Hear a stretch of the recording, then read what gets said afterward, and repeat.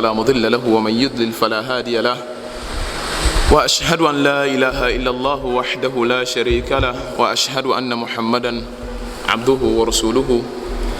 أما بعد فإن أصدق الحديث كتاب الله وخير الهدي هدي محمد صلى الله عليه وسلم وشر الأمور محدثاتها فإن كل محدثة بدعة وكل بدعة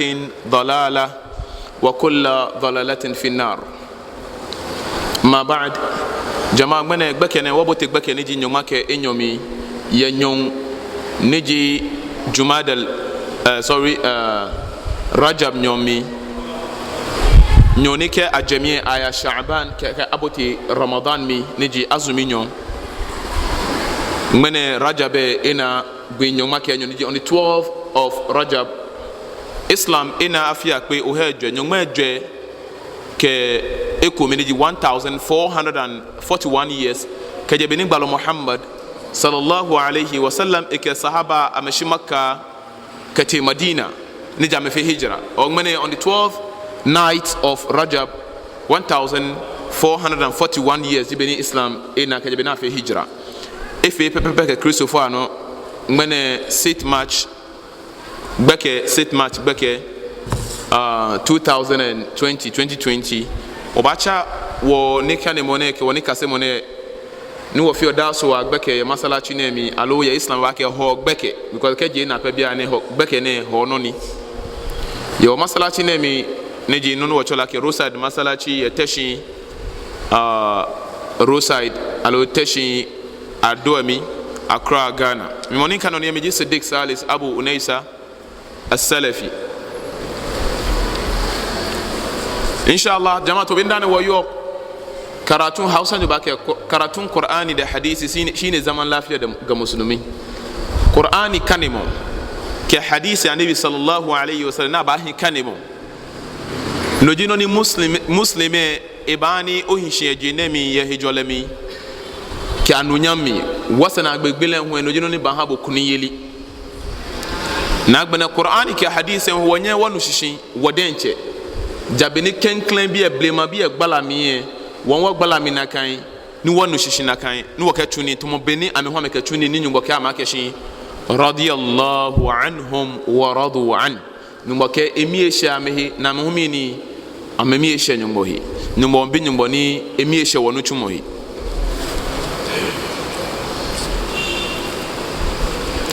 Alhamdulillah wabashi hadithi nije numono nije hadith number 5 ya ahadith ni Imam Nawawi ibwa nami hadith ni kwa hadith na Aisha radiyallahu anha, the first lady of Prophet Muhammad sallallahu alayhi wa sallam, one of the first ladies. And na Aisha kyake shanabi kemo kufemuku no ba fi no ku yeneke jamonemi in the name of Islam nije nyungo ninkafi je anabi sallallahu alayhi wa sallam ninkafi sahaba amefi na kaino ebeneke wa jamonemi je anabi ninke je Qur'ani je hadisi na kano ya kaka nuchumoni nyungwe kpo habu na kano mo fiamo ne ke no ko baba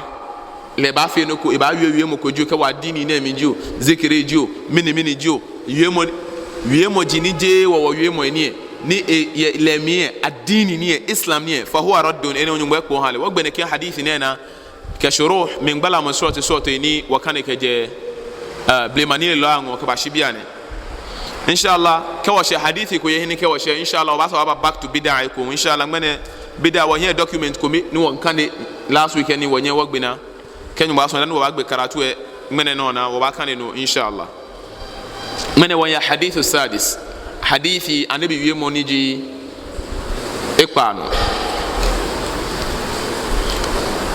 yawmuna ta hadisi ta shida na wannan littafi mai suna 40 al-hadith li Imam an-Nawawi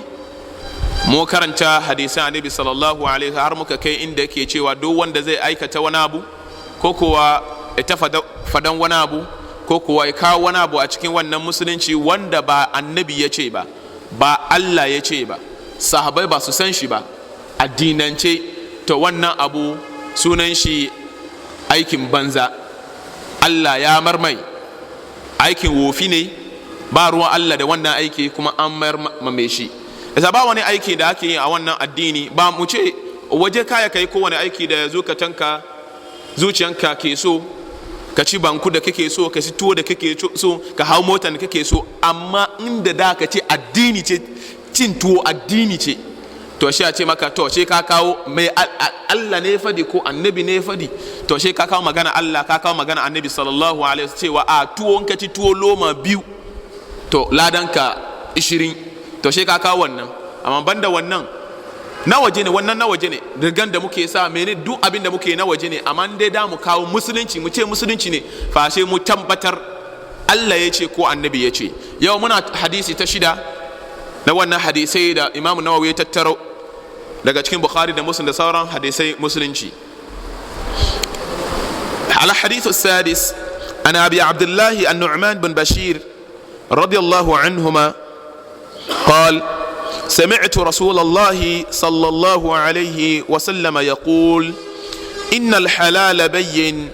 وإن الحرام بين وبينهما أمور مشتبهات لا يعلمهن كثير من الناس فمن اتقى الشبهات فقد استبرأ لدينه وعرضه ومن وقع في الشبهات وقع في الحرام كالراعي يرعى حول الحمى يوشك أن يقع فيه ألا وإن لكل ملك حمى ألا وإن حمى الله محارمه ألا وإن في الجسد مضغة إذا صلحت صلح الجسد كله وإذا فسدت فسد الجسد كله ألا وهي القلب رواه البخاري ومسلم. حديثي نجي إقبانو كجي حديثي ني أنا كجي أبي عبد الله النعمان بن بشير لي النعمان بن بشير صحابي النبي محمد صلى الله عليه وسلم لجموني كياكشان النبي محمد صلى الله عليه وكياكشين إك إنني النبي ك سمعت رسول الله صلى الله عليه وسلم إنني النبي ك جماعة كان يومو نمكو مكو بني يهبني يوانا كان يومو يهونوني شيء جماعة صحابيني جماعة كونوا يشيلوا مكو بهبني كواكشي سمعت رسول الله صلى الله عليه وسلم يقول مكو بهبني شكون جماعة مني صحابيني إك النبي صلى الله عليه وسلم يني هنشي ننواني يوانا كان جواهر المعاني ولونيني أحمد التجاني إما أحمد التجاني مني يقول سنة شكو 200 years وإسلامنا 1441 years ولوني إما يقولوا أميكوا قبله ولوا كاي كمسلم جيبوا نيوهينا كان ولوا والله جوابنا في بتوبة وبعد أشهد أن لا إله إلا الله واشهد ان محمد رسول الله يقولوا يا ميامي كيغو كان صلاه الفاتح شكومي صلاه الفاتح فاتي صلاتي جاء النبي نو صلاه الفاتح كو في شكومي من قرأ صلاه الفاتح مره كو كان صلاه الفاتح شكومي اوتوموكوني e كان القران 6000 times e jiji ko ba kan القران ke je bakara on ko ba gbe nas kaje fati abakara kwa gbe nas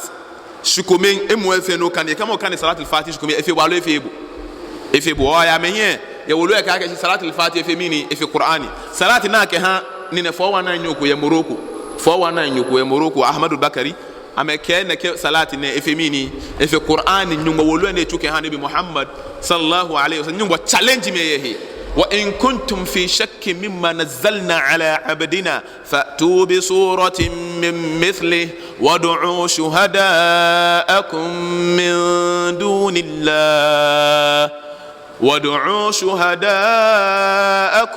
من دون الله إن كنتم صادقين وإن لم تفعل ولن تفعل فاتقوا النار التي وقودها الناس والحجارة وعدت للكافرين. الله سبحانه وتعالى الجوان يقولوا القرآن نقول كان النبي محمد صلى الله عليه وسلم لكاشي كتير الجوان يا كان نقول لنا يقولوا كوني فيله نجينا موجه ألو نما موجه شيء نهو نيانوني فينوه فأتوا بسورة من مثله neka sura komepo e bani etamona kan qur'ani sura komepo na ko qur'an aya fa aya sura ni yo qur'ani neka na sura ni wakani wa sura noni ni wakanye ni wakanye kana kan pepe ba nyeke ni tomo lepo ba fa'tu bi suratin min mithlihi wad'u shuhada'akum min dunillahi ni nya che nyoda se fo efe ke jinnis ke gbema de sante nyelo ya fo ke nya ni ne udaba mo fia mo ni nyele nya cha le ko ni abatashi na ye udasi ne kana nyi wakane wono ni wokwe no ni chi mene mo kweba e a shele ewi e a honga mi ke fe khalwa e je ko ka ke si numa hale no ga tele salatul fatihi loji اللهم صل على سيدنا محمد الفاتح لما أغلق والخاتم لما سبقنا سر الحق بالحق والهادي إلى صراطك المستقيم وعلى آله حقا قدره ومقداره العظيم أمي كاكو كان أنا مي كان تومنا مي كان يولين مي فون بمودي يا حروف جامي because أمام نيا مي كان حروف جيهو وانك تريكا توما يا تومو ألو جينا يوا وان كاسي ameka ko kane ne shikomi akehan Ahmad al-Bakari ekefe Quran akehan Nabi Muhammad sallallahu alayhi wasallam efe lesson how many times 6,000 times jamaa ene keke muslim ehie ke he ne ye keke hie keke le shistile ke wa atachi wo wie ke wa ke ona wo fe muslims diwo wo ko be ni oba wo ke na mo di muslim arre jibo banza ka we to mo egunota bo mo no he aga wo mo go ni fe nyimo wo mo bo atachi oge nke bo fe wo fe ona mu duka musulmai ne ya kamata a zauna ke da wa bo ke na mo ahmadiyya nyoko ni ba hina kan bile eke wo fe mus ngia bo arne jibo kafiri jibo ya tuba mo fe mo shahada no ba islam because oh ya ke balo Muhammad sallallahu alaihi wasallam jina agbe balo oh ye bo batanye o kenya ke alo fila ke wa wajimi ke obu fa ni oje che no batanye ni onye tesbe gege je o masha Allah wo fe muslims ji we muslims ko me na me laaji acha me deviated muslims me like ayu fe mo fia mo fe mi ni wo fe wacha ke fi o fi alo je na ka dana ya me ko me je me arna ji ame kafiri zunzurutu arna ji ame de muslims ji ame ame he Qur'an ame he Anabi sallallahu alayhi wa sallam ame mene de akele gba Islam sete ba fi eten ni wo fe ko mo ke na mo fe ko mi ko ke na mo muslim je bo arne jibo alo je na ga yawa mene ka cha me arne be wa me reply ga cha mo kafiri wa me reply ka cha mo kafiri ye ake mi ni wo because o le ake ni ba gbo ake muslim alo e gbo ake mo ko chele kafiri ye ye mo na yo ene bid'a ni Anabi ke ko yo mo ko adini na me je nyumo ni ke je Anabi ni ke mi ni jaga ka yemoni banzani afon twabo nyumo ni chame kafiri Anabi chame kafiri na atoni bu ni chomo kafiri alo jena ka mena arna jame ya yem na kan wolu ni chomo jawahir al maani wolu na cho Qur'an ni kashine Anabi sallallahu alaihi wasallam Jibril ni ba chonle Jibril ba chon Anabi sallallahu alaihi wasallam Qur'an Anabi le we chon sahaba radiyallahu anhu alo jena ka Anabi chome shole na kan jawahir al maani le Ahmad Tijani shaw Ahmad Tijani radiyallahu anhu ekele no nyugbo ni chole egaji wallahi na kajibe na ngwa yemi wallahi yomo jiveni dani nko amageshi mo fia on keke mi male bani wire court ayo wojin sane because ame iskaji ame ega tabi jame ni taba fete na ba gboda gbe oda sala ka to egunuta wolo sane ayo bani wo ke court ka te court yemo fe yo ni yue ka male ni million chenke here army sentence death sentence okpoda gbe aka atonba din Anabi no okay na mo naka wolu emi no na eyu oji no ni ndomo ene no sahabi an-Nu'man bin Bashir laji mo ne ka ke shimini sami'tu Rasulullah sallallahu alaihi wasallam innu Anabi sallallahu alaihi wasallam ke maluma ka ke shi mo fia mo no ba ke lewe mo fia no ba no ni je sahabi ne ke no Anabi sallallahu alaihi wasallam ne e ke mene nanu la ke shaytan ni mariduni keje sahabi ni ne ke no Anabi ne ke kai ya wolu emi ne yu akeshi akhbarani shaykh alwujudi yaqadatan la manama je hausa yu je na masani yu e ke yaqadatan la manama e ke akeshi e ke Anabi sallallahu alaihi wasallam inune ke Anabi gbami hie mone gbon sene no e kan kuruma in let difference no yamete e kan kwami kuruma e kan Anabi bani Anabi bal hadithi Anabi hala e sija Anabi ne ba chon ni bi fe ke ko te e ga ko to o ni mene ba kutubu zamani shehu zamani na Anabi ke ko ba hale ne ke ne yuak annabi ke laake ne ke yakdatan jenin wo je la mumini inye ka la manama jenin wo mena shaytanin marid wallahi jama nakajibe ne yole beni won kan di hadith ande beni won na gbe na kanu be won chon e fon jian gbe because nakajibe na he wo mi etechine anna no fia na ka dini even jobo ka aju ka na la ka dini ala la ilaha illa allah la ilaha illa allah la ilaha illa allah la ilaha keke wallahi ko wote na keke aju yo ko e ba domo shi aka afi maulidi anabi afi anabi happy birthday to you to anabi ni e ba do na e shehemi ni mbi mo kwa keshi nata some years ago ni mana kan la das ba ka e ne ba e shehemi ni mbi mo kwa ke ni ngoja money eken wallahi kan so nya bi shewu apo ni taje she la me na lo ke taje iska so ni ka bi so ni mo go be mi ni malami ni wallahi mo go be mi ni malami ni dan no ni yu akeshi wallahi ona ke won yu anu kan mo go ke malam to mo nile be ba challenge ni mo drum no no ka se ni wo gbele of you there to mo kan mo aso next week on the 21st June ko wo ke ahmadiyya bi a debate wo jamais last year amenu shishi wo gbele floor akeshi anytime na so me ba wo tan je mo sunzi ame wa ye shikon aka wa defend nyuma anabi so ya dini nyumba jamo shikon wa defend qur'ani ka no fe na ba gbo ka shi nga aya yo wa buju na me ba men jamo no kwala kelele wa jiya me shina kan time me prepare ku ke jamo national o inshallah ya headquarters inshallah ken ma so next week ba date if ya kirikiri shagbe wa kamugo ya jamo ni mini student ni jamo ni lewe ka so islam ni few because ko ba no go te ni ka so islam ni amege arawusa ne ya mobo baka jamaa wa mama he ame aga Jesus egbo ametomo Christ se ra Jesus egbo Quran ngemi ni egbo wa ma qatalu wa ma salabu ama mega egbo na awole ka temu anale he ascended to the heavens after egbele she obanya nye fe je ni wote debate inshallah amega part 2 amega na ma asa ame ameba aji ame abia na ame asa ame ameba inshallah wa gbele fulan mo fiamu kemo egbeda eni kase ni wallahi meteme gwe ko ba wolu keke kwa afo shan e kan e wolu epo de nyenye kan na kan amadiya ben wote na kan arabic akọ arabic kuna ne ya kan nka kenne fo shi ko english one but we english one but we english onyele kan mu ebe mino e na ni ngbele arabic mi kan church do for mi wala on ete se afi ni ne barazana ne we gbele arabic ya ga ne abine ne bon leto nge pa ka gbo na ngana kana mo english ni waya pastors ni alo ni wote benye bi mi agachi masla change manye fe na fila mi lo no na ka fatwa le ja waliji hanya na ka fatwa ai wada na ka masla change manye fe na fila no fe na fila je anya fe na fila sala inshallah because so mo tumi ke efien no be go no ba sole anya sole so mo tumi alo de na ka ane bi ni ana kan gbe je mi nke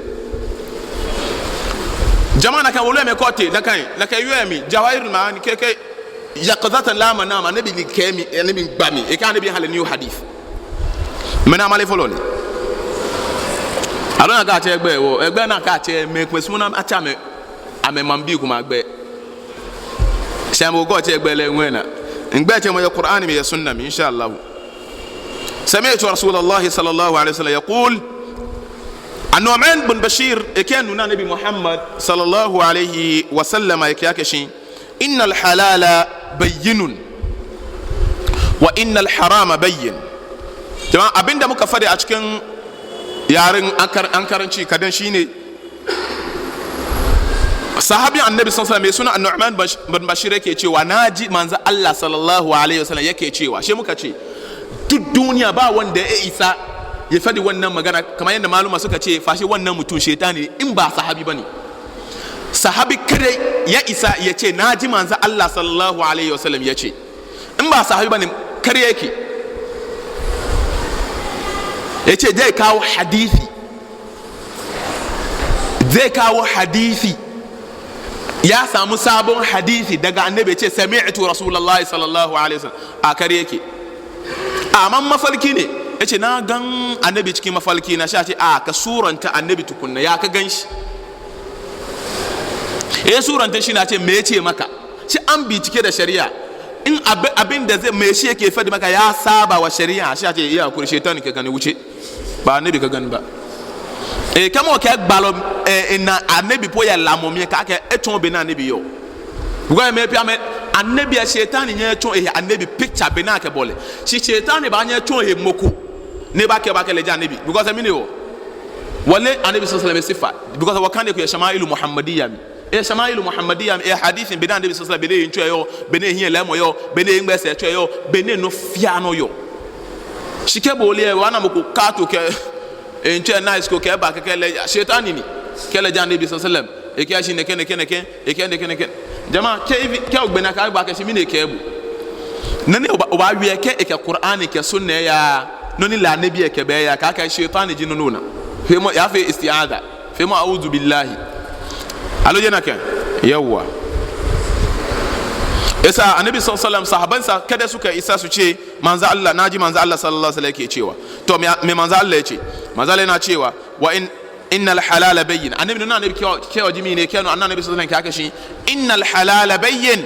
yake halal noni di halal noni a permit ya islam ya minini bayyin fanni noni a fele halal ya islam ya fanni agbala mi bayyinun noko ni mini agbala mi fito jama zina na kana nabi kiyashi mini wa innal harama bayyin tumnoko tumo haramu hu mini e declare that haramu wa agbala mi fito halal ka haram noko ni kashini dan la ka woni shilo sunna femo no ba fe sunna nabi sallallahu alaihi wasallam fani solemo halal inga halal ni ne ta wajib poni shibia ne fe mboti yo minakan nunu ni yeli ni bi feni halal ni agbala mi ficho na kanunu nje haram hu mini ficho ni tumo danu mo alo zina alo ju alo amale fe ayu ake mini ehi moko ka ayu na ka ake dan ehi wi ke ale aya ni ke wi ehi we ko te ni ma ame aya na me ge wi aya ni Qur'an me ge wa o kesira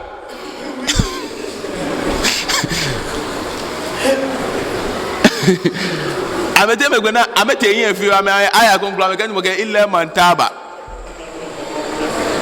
taba ya wona chele taba kana ga jini wo ha me reply akan mo ke la yastawi nya ka chele awi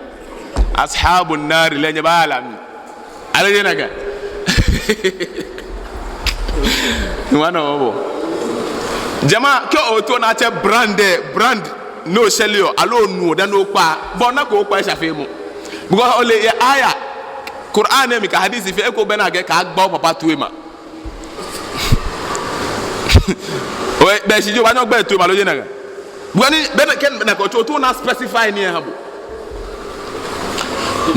numba ya al khamruhi danhi ya suratul maida numba ka innal khamra wal maisir wal azlam mini rijsun min amali shaytan fajtanibuhu numa ke haram na ko ba benke dan ni dan no kai shi en ma wi aka kanu po keke ma wi aya ye mo we shale zigare na kele wi fe bi ga shi aya zigare aya na ne bi ka ga shi no fia no ni e check your modwem level ida e hand e depress or legio ale hand e ya nwenjio khamr ni da atole dan ya islam aunu ni mwaka yake neka fiti anye he kenyencha nye nini boden cho sheles garet e fito na ke no bocha na afoko mi okay o ke no bocha na afoko mi no echo le halal le habo ka afoko mi wona ka moko ko kele no ni ke no ni he ke shi ke ne bon fi mo afoko bo o na afoko mi wona ke be na afoko mi na ka ta me fe ni bi halal ni na afoko mi ne jo haram o no bo fi halal time jibala ke woni shilo dan haram dan we brand inni macha brand je fe because me dey dan tology minimal le brand je ke we je we shall logy minimal le brand na no le ake no fia no ni ke ne me ya me ni haram ni no fe fito ni bia na ka ke no ko bahabo to mo ta dan ni e fe to mo efement go ji e to dan le to ko dan no le no mi ni di no islam ke ye anabi sallallahu alaihi wasallam ke akashi وبينهما امور مشتبهات شيء ya halal ke haram te ay libi kome bele fan effectivement mini halal effectivement haram mi so te dan for example akete dan ka jele fresh mini ni je dan ene mala dan se salaf ni yeno leji salaf na gani mi pour one tapa ba mo ya me gbala na kan no me afi debate ye ko bote fikula aimatul arba debate ye no me be ne ke ma je bi de chodan na boneke ni e je chele no ola ke chodan ale choko dan ona ke bi na e between ni halal ke haram ene me na to ma ke mini shubuhat alo mushtabihat amejiamehi tuma halal tuma haram mini oba fi ake muslim anabi kana keno ne me pile ya gbama de santin la ya'lamuhunna kathirun minan nas gbama de san mini piye amele esiji me komeye ni amele amejina me alu ulama ar-rasikhuna fil ilm nile le na me hekpo ni lemi ni le ni choje me na me he wo makaranta je na me gbala me pioto ngwen ke shikpon ni agwa agbe kan bi na afi ni ne la a'budu ma ta'bud min tamito akana ne te qul ya ayyuhal kafirun la a'budu ma ta'budun wala antum a'biduna ma a'budu wala ana a'budu ma abadatum ega abadatum wala ana a'budu ma abadatum bigan bibio ni kasio ni boni kala ke wala ana a'budu ma abatum bigan ni correct mal je me na me go wachon la no be bigan chemala no sanin dan chonshishi dan kente moni student no dan chonshishi because no dino ni hani fm shubuhat ke hatashi me pi ke Ghana BP kana go nebon wazife mo alo ni nebon makaranta bia ni chomo alo aka egbe Qur'an na me ni ko asi bikan bia egbe Qur'an na pie wallahi 419 jam ka ba egbe kan aga ba face visa billahi ka me lo ka me kete 419 bi jam bikan egbe Qur'an na egbe Qur'an na egbele Qur'an na agbele fiale ke kan ya kala ka mi ne kan ye alo jena kan agbele hale ke kan ye ka bila ke mini o kan ye nuno kan ye chomo shishi sha fele to afukpongo ni etele datu ne ele no ni yobe lese na mo ni yobe etele gold ni ele ni yobe menen ngolo ma me Qur'an ni kama sal al himari yahmilu asfara ni magamini bi'sa masal al qawmi alladhina kafar no use the word bi'sa to matir house ganyo bakaji swa like musu aton beke Qur'an ka mina aton huruf al Qur'an waje mina ke malan fo ko ni mina je malan fo eponi wallahi ka malan fo alwala amen fi alwala po de yesa na ben ko je me ke student of knowledge po fi alwala yesa na ben ko je me minu obi na ebo arabic ke kuma yemo ke fa haluka kuma bin ne bi ke fa haluka to yin patan aten ni sinu ne to abi woje ke fa hal kalo ke fa haluka se ga ke fa haluka to yin patan aten aje me ne me woncho arrasikhuna fil ilm na me yekpo ya nile ameji me na mele obi ana mini sanofi onye tedan oliake halal ni oliake haram ni efe mini mushtabihat ihabu anabi ke famane taqashubuhati moni neken dan nino onye ni biano lake echo halal alo haram anabi ke mo fiam no ba jiwo ke je shubuhati mi faqad istabra lidinihi wa irdihi istabra lidinihi keje ya dini no ni ba no hie patasi ke o ya onye patake je o ya dini mi ejie keje na ka he pata mo mi ya dini mi wa jama ya adini mi o ba no hie adini mi no so onye ba pata because mi ni o gbogbo mo chu ege no ya adini mi so chu ile adini ono kono go le adini o mo le adini bu ela ono ji masala ja so de hu sanla hu wa ya Ramadan hu o le no ji adini onye ba anye pata yin mi to be no ye bi da bia san e pie wa irdihi nakano okegba ade san shi na mi onye ba pata onye ba shueshi wake ojoe keje no ni shubuhat mi ole ake ni halal alo haram ni ole no nyungba we ole na ne bi we hadithi ni ole ake sahih alo je sahih ni akoke fon shikafi ona no dan no yen tedan ni ole ake bi ni halal na alo haram ni kanu jaman lake woni shilo ole ake halal ni alo haram ni je chele no ole estate mi ne yo biane nam no na to ake shubuhat e no bene yo le ne etumo owoti no ya anu ni moko wie onu yo so age mo ge aka poison e wo mi bia ne mini ba ya no ntomi koshi ona no atole shubuhat bia ne milisa no fe no he ba job bia no oliake lela ka poison e womi alomini ake wokomi wo bonu no ba feji onu kawe ko no ye job o save your life o save in your husbandry for your wife and children as a father o save o he shika ka shi poison yemi oliake lele poison yemi lo poison be me shi o mi onye ona ka wa gbo yi ko e ba ni ke lela ka poison yemi ka poison be me ko ye o fetimo o tui e job wa aye ni bi pi ni ke o fe oliake halal ni alo haram no digba lo ke no ji shubuhat no fiano jani ake hadisi e ba ke ne adini ni anabi ni kafi hadisi sahih ni to be ni wakan yo ne ena anabi ke haram ni ko na le ficho echi ni bi e ko lojo ba besa ni mi ni obi 40 days ke jakpo ni wo 40 days adua 7 days adua 3 days adua woke bidi ani je islam ni keke boy ni e mala fo e ko meke kenkle nushi na ka mo ko bi question ake shi 40 days e bi mala fo e ko me ameke fe enuku nke aje mala fo ni ka bi ni amebe nu twoni me ato za afike me ani na mas ameto ameyi amebe nu twoni mo ne e nu twmo pote aje ni adini nko egbele mpo e ba because e ba atuni aloje naka ka fe 40 days amugo mala no e nu twmo na ka egbele no ya kutumo 100 Ghana ka ba shi alo 200 Ghana o ba ta shi e masai in the first day adini bia ne bo da ga adini na lo je adini ka we je ko lepo de nchesa no ga twoni in the first place because o lepo tan ka adini lo je adini ani bi ke ko je o ye o ne mi e bo de nche mi ni o save o he o ya no akoshiji o ya no nuju mo ka shi poison ye mi bia ne ba fe koshi no ba wa fe no e ba jo bi mi ni o ba chefu wo ke mo ko ke bo ya fe debate ya adini mi alo mi ni ni ewie pe no ko bi la ke e Quran mi kona ke ya teda ni ona ke shi ona arani koga wajin kami shubuhat ona ke kame kento ona ameke salatul fatih no na meke fi qur'ani odo ni je anabi ni ke ba ameke anabi no ona etumo fa ona fa anabi no etumo qur'an be si qur'an ona ke fa ni salatul fatih no etumo perfume fio ka ke so ke na ke nu fi ba ko he te no ni o ba sumo perfume le moko ni fe amega for example bia na okpongo bia na meto ameto ake akono ku konklo ni moko ke ba ni je anabi ni ke ba shi no fi anabi no na ka meto ameto shi odo amesoma anabi na me ke for example na mo ni fe okpongo ko ke mi ni nyumbo ka ba ke shi na mo ni fe plane ko ga gboma desa shi bia na ko ya maka o ba ko okpongo alo ba ko plane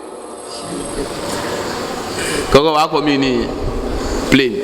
ke ko na ke shona plane ona igbon ni fi shona ga fi nyumbo no ko bi le wa ke yes adini mi ona ke akame ya shon punu akame gbe ona yo ko ke fine plane ya machine okpongo ya islam ya halal aloja halal ni ayo okpongo to mi na ayo china aloje naka bia na ko mo yebo ko bi la ke jamaa wo fe wodun ko mo yebo ba flo plane no ba pe alo ba pe okpongo aloje naka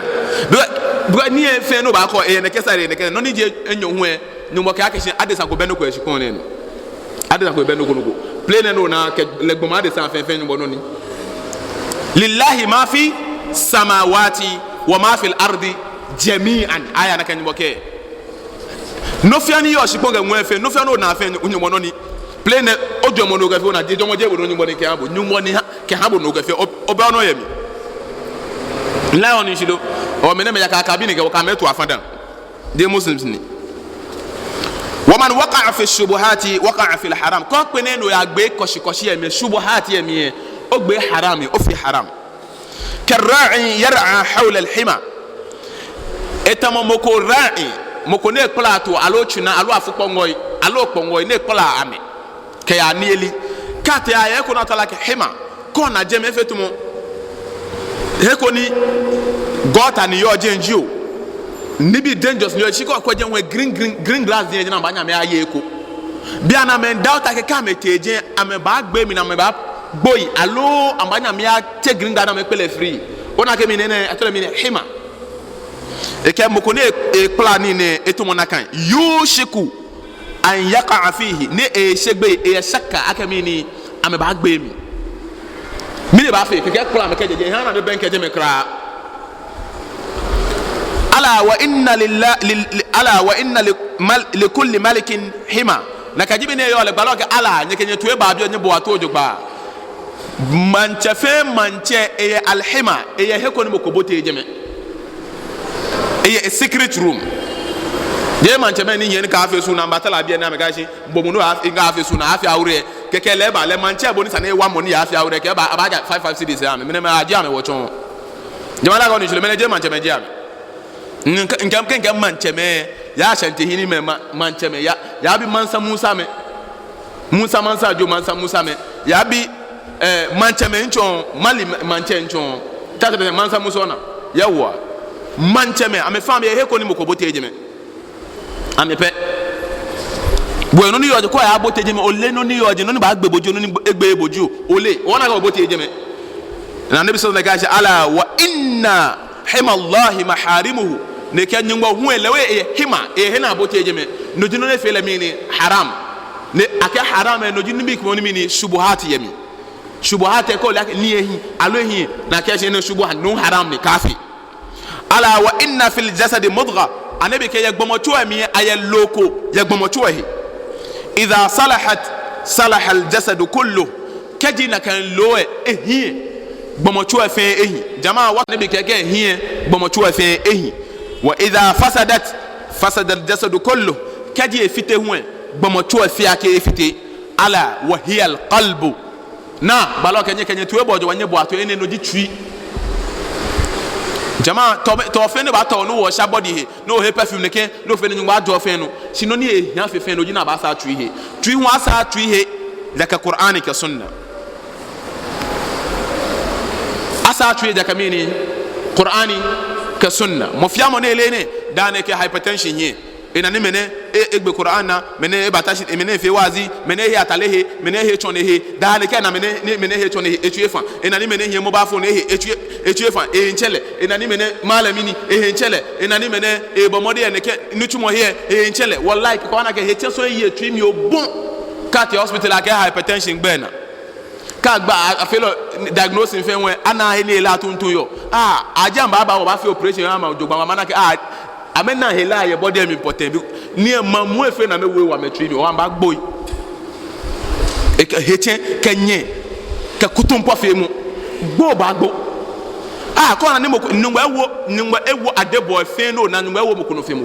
ko so mo he mo ko so ka ko na ko le ni fe mu la ka mo le wa le fe bu ko le ni fe mu ko we da fe bu ko eska fe mu ko we che fe bu no fia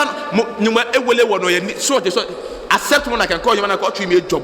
to mo no ni ngbo ke no ni gbalo ke han ni ko yin o twi mi job je da no hi o twi mfa o da no hi o twi mfa ayi mo gogole ni afi wazi ni ne ba puwe masala chi mi ne na wa ke wo ta na afi wazi ni etu efa mi ne wa abaja medu na ko abaga shi boka haramu ni 40 days adua haramu ni happy birthday anabi haramu ni je adini ni lewe ni bi ne na cho fe ne no je business ne ge na ska ka fe maulidi je ne am masala je gba na sika ye boka le baba ba ka shi afi saukan qur'ani agbe amu qur'ani na mi je amu qur'ani afi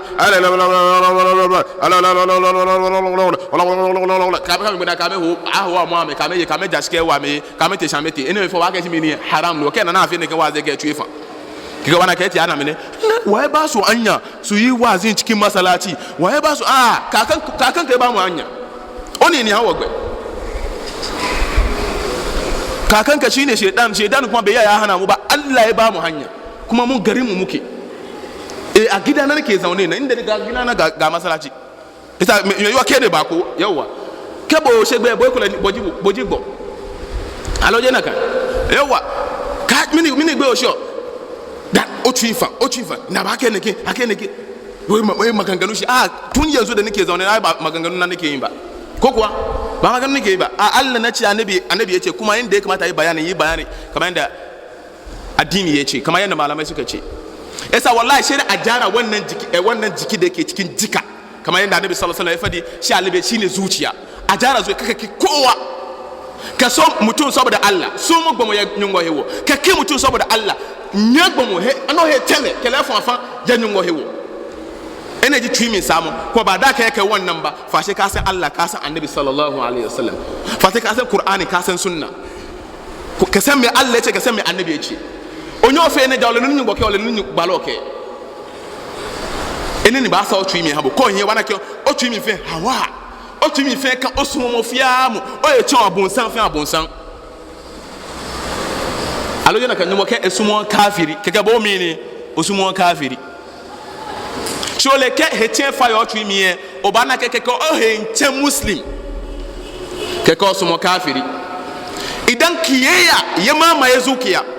sai ka gan kana kin musulmin ka do ya samu wani kudi do ya samu wani makami do ya samu wani ilimi sai kana kin shi amma ka gan kafiri kana son su kai munafiki ne Allah ya sa mu gyara zuciyarmu insha Allah damu dasa aya anan damu kwana anan insha Allah ne su shi mu ci gaba da sauran hadisai insha Allah muka yi sallah muka ka dan bayyana wannan kare da suka yi ga annabi sallallahu alaihi wasallam game da wannan wata insha Allah subhanakallahumma bihamdika ashhadu an la ilaha illa anta nastaghfiruka wa natubu ilaik